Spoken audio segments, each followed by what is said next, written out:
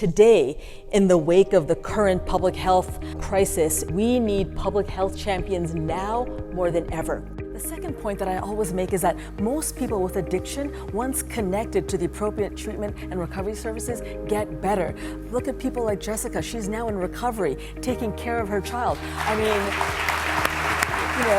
but the sad reality is that of the 23 million Americans with substance disorder, only 10% access treatment, and that's because of stigma. We know how to treat people with addiction. I take care of patients every day who have cocaine, alcohol, opioid addiction, but I give them medications like, say, methadone or buprenorphine and counseling, and they get better. They are now in recovery. They take care of their children, go back to work. That's what we need to focus on. Dr. Lipi Roy practices medicine in Boston. She says hearing about exercise from a healthcare professional sends a strong message. Studies have shown that when a healthcare professional, a doctor, a nurse practitioner, advises a patient to adopt a healthy lifestyle behavior, that patient is more likely to adopt that behavior. Consider all the diseases exercise can keep at bay.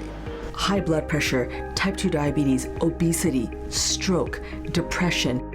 And the list goes on. Give me your assessment of what the president said and where you think we need to focus for the future. Yeah, so I believe that the president's message is moving in the right direction.